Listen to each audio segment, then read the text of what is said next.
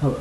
Today I'm going to talk to you the differences or the ups and downs between PC gaming and console gaming. I'll also describe the ups and downs of gaming as a whole. Firstly, I shall describe the two different kind of topics. Console gaming is basically playing games on an Xbox, Atari, or the Nintendo. PC gaming stands for personal computer gaming, which basically means playing video games on the computer.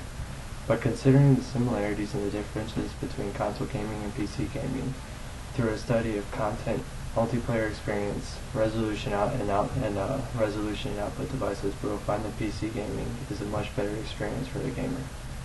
Multiplayer experience varies immensely as well in console gaming.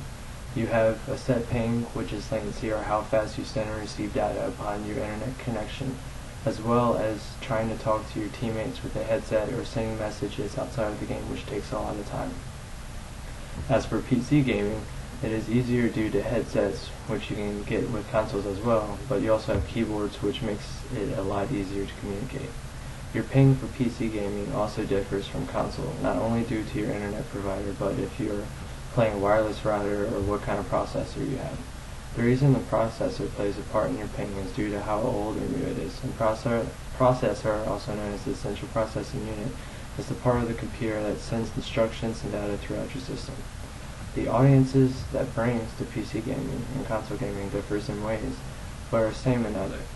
They both include immature and mature players, but in console gaming you have more children to late teen gaming, whereas the PC players who will most likely have a lot more adults playing. The reason for this is due to what some may call serious gaming. Serious gamers are a group of people that spend a lot of time and money not only to upgrade their computer to play the latest game, but it's also for people who enter into leagues in certain games to win money and get endorsements. An example of this is a game called Crossfire, which is a first-person shooter where you could enter a tournament called WOGLP. WOGLP stands for World Online Gaming League Pro Division. If you were to win this, like if you had the best team to win this, you will win a free trip to China for a grand prize of $20,000. Also, if you win tournaments or leagues, you will get sponsored by gaming companies, and they will send you free gaming items, money, headsets, the latest games. But in doing so, you have to represent their company by wearing their T-shirts, or whenever you play their game, you have to have your name that matches the kind of company you're sponsoring, or that sponsors you.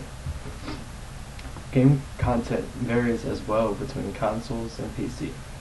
For instance, the game Oblivion that came out for the Xbox also came out for the computer.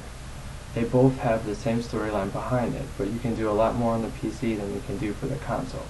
Even though you get updates for the Xbox, you get more updates for the PC due to the fact that you can hold a lot more memory and do a lot more than you can do with an Xbox. The reason you're limited for what you can do with games on the Xbox is due to limited information you have access to. When you purchase games from an Xbox, you receive a disc that you put into the system to play the games, but unfortunately the discs only hold a certain amount of information.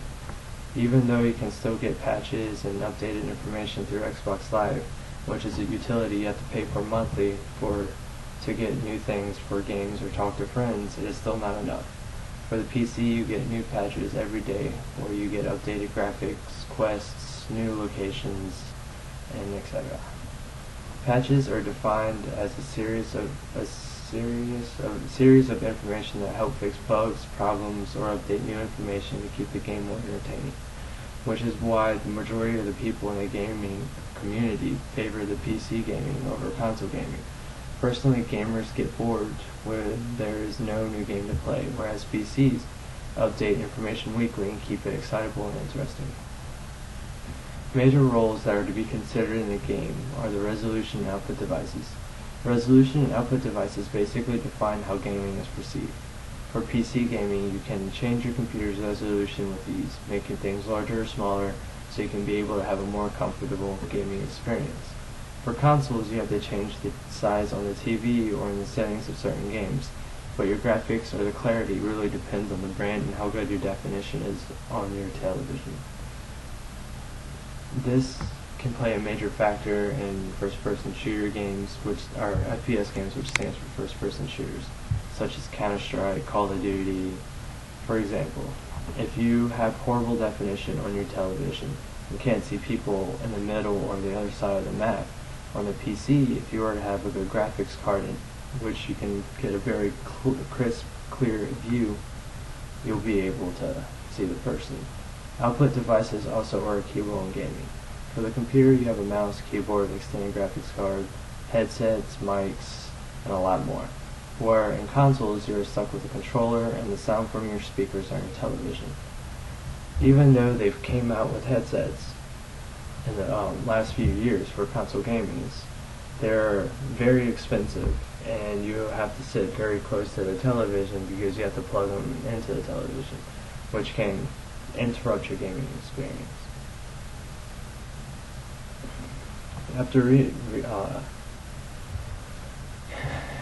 Even though that like console gaming still has its downs and that it's not as good as PC gaming, it's still fun, but I honestly prefer personal computer gaming due to the fact like you're available to a lot more, you can do a lot more things, it's easier to upgrade your graphics card to play the newer games, and it's very not that expensive, unlike console gaming where it's very expensive to buy the newest games, which are like up to $60 a disc.